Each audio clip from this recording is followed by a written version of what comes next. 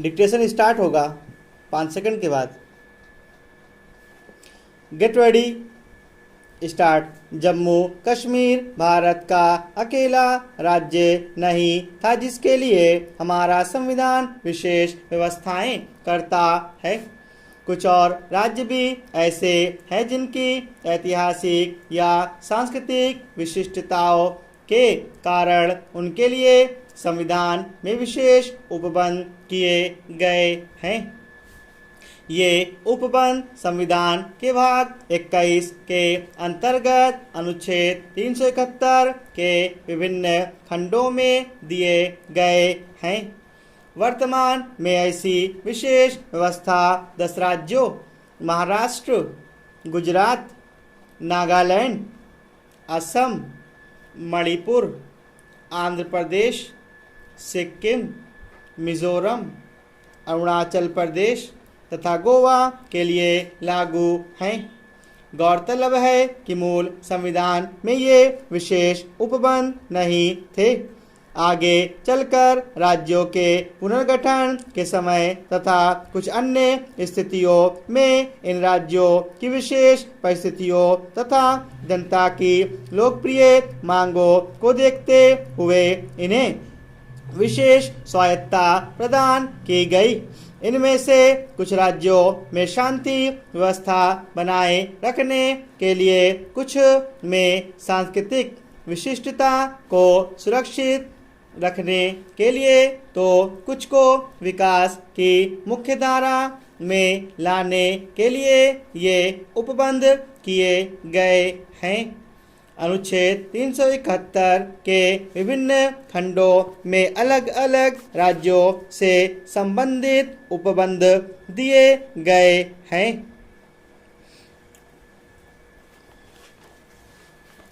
महाराष्ट्र व गुजरात 1956 के राज्य पुनर्गठन अधिनियम में बम्बई राज्य को महाराष्ट्र व गुजरात राज्यों में नहीं बांटा गया था, जबकि मराठी और गुजराती भाषियों ने पृथक राज्यों के लिए भारी मांग की थी। ऐसे में बम्बई राज्य के विभिन्न हिस्सों के समान विकास को सुनिश्चित करना एक चुनौतीपूर्ण कार्य था। इसे सुनिश्चित करने के लिए 7वें संविधान संशोधन 1956 के माध्यम से राज्य पुनर्गठन के साथ साथ अनुच्छेद 371 भी जोड़ा गया, जो बम्बई राज्य के विभिन्न हिस्सों के लिए विशेष प्रावधान करता था। अनुच्छेद 371 राष्ट्रपति को अधिकार देता है कि वह अपने आदेश द्वारा महाराष्ट्र या गुजरात राज्यों के राज्यपालों को निम्नलिखित विशेष उत्तरदायित्व सौंप सकेगा। विदर्भ, मराठवाड़ा, शेष महाराष्ट्र, सौराष्ट्र, कच्छ तथा शेष गुजरात के लिए पृथक विकास बोर्डों की स्थापना करने तथा यह सुनिश्चित करने का दायित्व कि प्रत्येक बोर्ड के कार्यकरण पर एक प्रतिवेदन राज्य की विधानसभा में प्रतिवर्ष रखा जाए।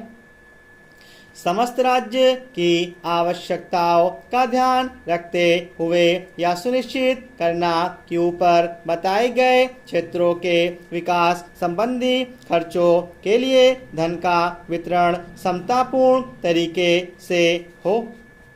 समस्त राज्य की आवश्यकताओं का ध्यान रखते हुए यह सुनिश्चित करना कि ऊपर बताए गए सभी क्षेत्रों में तकनीकी शिक्षा और व्यावसायिक प्रशिक्षण के लिए पर्याप्त सुविधाओं का समतापूर्वक विकास हो तथा राज्य सरकार की सेवाओं में इन क्षेत्रों के निवासियों के लिए समान अवसरों को सुनिश्चित करने वाली व्यवस्था हो। नागालैंड मूल संविधान तथा 1956 के राज्य पुनर्गठन में नागालैंड को पृथक राज्य नहीं बनाया गया था। उसे असम राज्य में ही छठी अनुसूची के जनजाति क्षेत्र के रूप में रखा गया था। आगे चलकर संसद ने नागालैंड राज्य अधिनियम 1962 को पारित करके नागालैंड राज्य का गठन किया। साथ ही नागालैंड की सांस्कृतिक स्वायत्तता तथा कानून व्यवस्था की मजबूती को सुनिश्चित करने के लिए संसद ने उसी समय 13वें संशोधन 1962 के माध्यम से संविधान में अनुच्छेद 371 को शामिल किया, जिसके प्रमुख उपबंध इस प्रकार हैं। निम्नलिखित विषयों के संबंध में संसद का कोई अधिनियम नागालैंड राज्य पर तब तक लागू नहीं होगा जब तक नागालैंड की विधानसभा संकल्प द्वारा ऐसा विनिश्चय नहीं करती है। स्टॉप।